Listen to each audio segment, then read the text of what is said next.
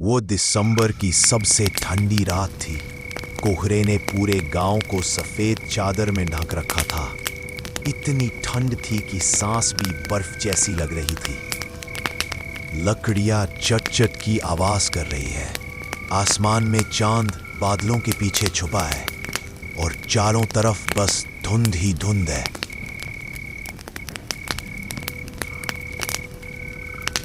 अरे वाह रे भैया, यह ठंड तो पिछले साल से भी ज्यादा है।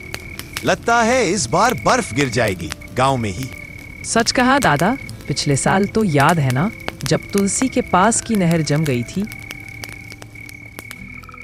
अब तो बस एक कप गरम चाय मिल जाए, फिर क्या ठंड क्या कोहरा, सब गायब।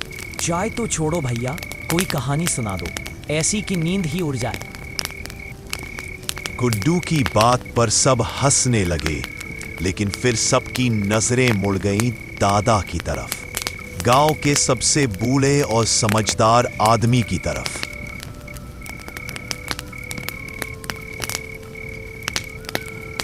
कहानी सुननी है तो सुनो। ये कहानी उस वक्त की है जब मैं जवान था, सिर्फ 22 साल का। दादा की आंखें जैसे किसी पुराने डर को याद कर रही थी और चारों तरफ एक पल के लिए सन्नाटा छा गया।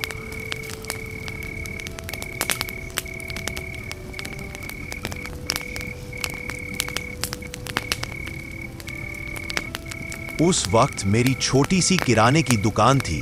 दिन में कुछ ही ग्राहक आते थे, पर रात को मुझे ऑर्डर लेकर दूसरे गांव तक जाना पड़ता था।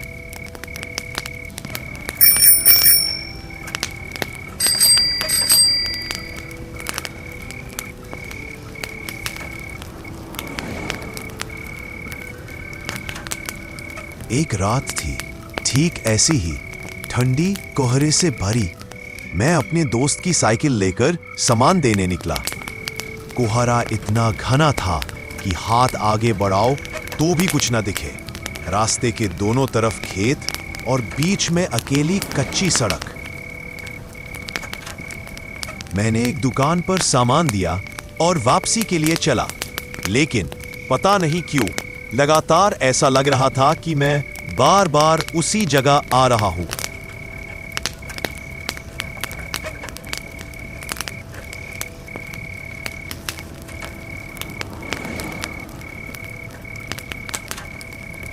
पहले लगा भूल गया हूं, पर फिर देखा वही पेड़, वही टूटी बेंच, वही पत्थर।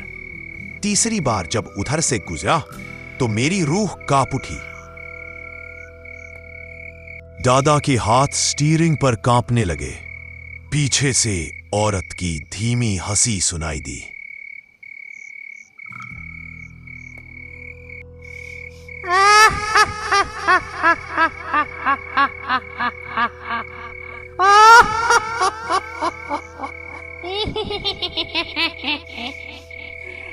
बड़े तके खावो।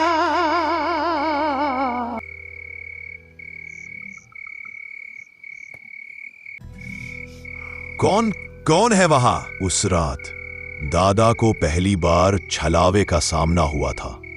वो एक ऐसा साया था जो इंसान को उसी रास्ते पर बार बार घुमाता रहता था, जब तक कि वो बेहोश या पागल ना हो जाए।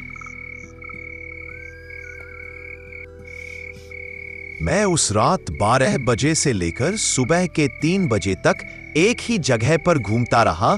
ना घर पहुंचा, ना रास्ता बदला।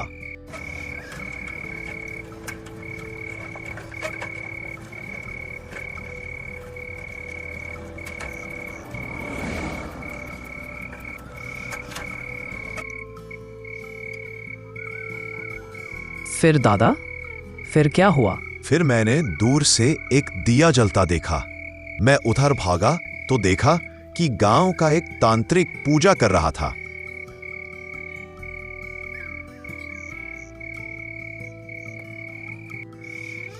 वो मुझे देख बोला, रुको, पीछे मत देखना, वो छलावा अभी तेरे पीछे है।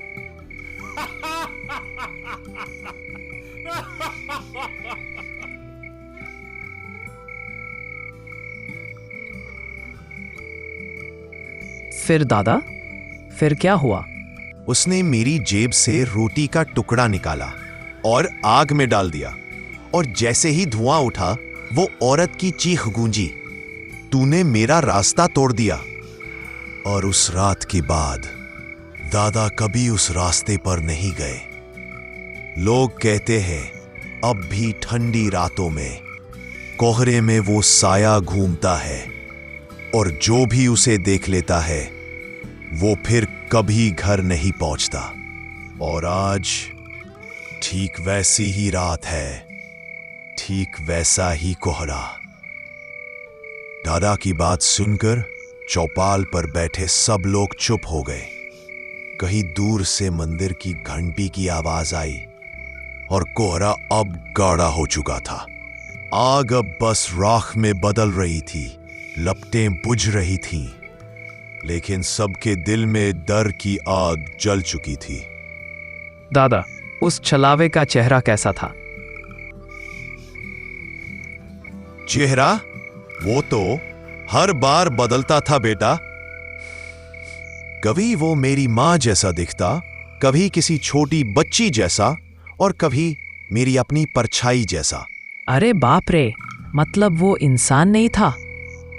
नहीं, वो एक छलावा था जो इंसान के दिल में बसे डर का रूप लेता है। इतना कहते कहते दादा की आंखें फिर वहीं खो गई, जैसे वो फिर से उस रात में लौट गए हो।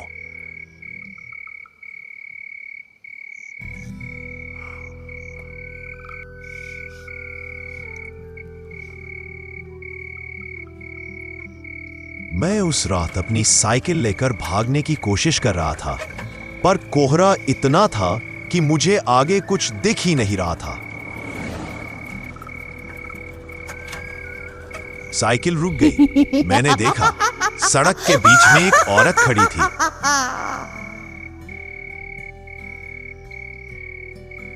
उसकी चुन्नी हवा में उड़ रही थी, पांव जमीन से ऊपर थे।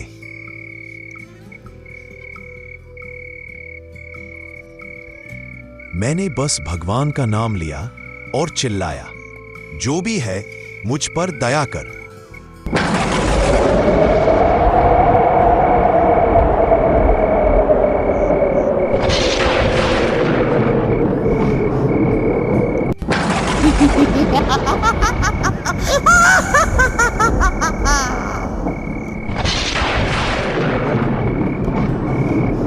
अचानक मेरे पीछे से किसी ने मेरे कंधे पर हाथ रखा।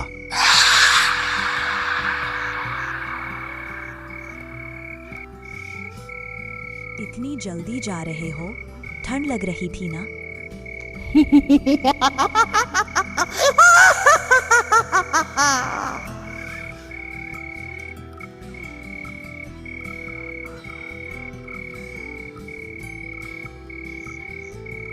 जब दादा ने दोबारा आंखें खोली तो वो किसी सुनसान खेत में पड़े थे, और उनके आसपास लाल धागे, नींबू और राख बिखरी हुई थी। मैंने सोचा कोई तांत्रिक पूजा कर रहा होगा, पर तभी पीछे से आवाज आई, भाग मत, तेरा ही इंतजार था। वो वही औरत थी। अब उसके बाल जमीन तक लटक रहे थे, आंखें लाल और चेहरा पूरा काला। मैं भागा, दौड़ा, पर हर मोड़ पर वही दिखती थी।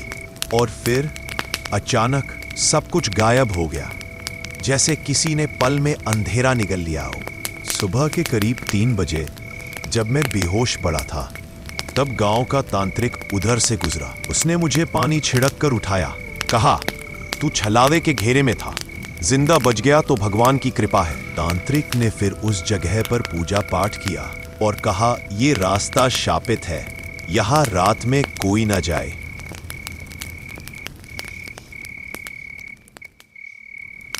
उसके बाद मैंने कभी उस तरफ मुंह नहीं किया, पर आज जब ये कोहरा फिर वही लग रहा है तो रूह कांप जाती है। दादा, अगर वो छलावा फिर से आ गया तो? फिर वही तांत्रिक बुलाना पड़ेगा, पर सुना है वो अब इस दुनिया में नहीं है। दादा की आवाज धीमी पड़ने लगी। आग की लपटें अब राख में बदल चुकी थी। कोहरा और गाढ़ा हो गया था। सब गांव वाले चुप बैठे थे, कोई कुछ बोल नहीं रहा था। बस आग की हल्की सी चटकने की आवाज आ रही थी। फिर दादा ने धीरे से कहा, बच्चों, उस रात के बाद मैंने कसम खा ली थी कि कभी रात में कोहरे के बीच रास्ता नहीं लूंगा, क्योंकि छलावा सिर्फ डराता नहीं, कभी कभी वो अपनी जगह बनाने भी आता है। इतना कहकर दादा उठे, अपनी लाठी उठाई और धीरे धीरे अपने घर की ओर चल दिए। सभी लोग एक दूसरे की तरफ देखने लगे। किसी के मुंह से आवाज नहीं निकल रही थी। तभी एक बच्चे ने डरते हुए कहा, दादा, वो जो आप बोले थे ना, वो जगह जहां आप बार बार घूम रहे थे, वो तो यहीं हमारे गांव के पीछे ही है ना? दादा रुक गए, पीछे मुड़े और बोले, हाँ, वही जगह जहां अब कोई नहीं जाता। सबके रोंगटे खड़े हो गए। हवा और ठंडी हो गई थी।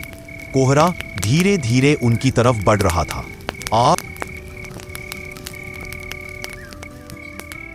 अगर आपको रात में कोहरे का छलावा पसंद आई हो तो अगली हॉरर कहानी के लिए तैयार रहिए, जहां डर और सस्पेंस दोनों दुगना होगा। जल्द आ रही है खामोश हवेली का श्राप।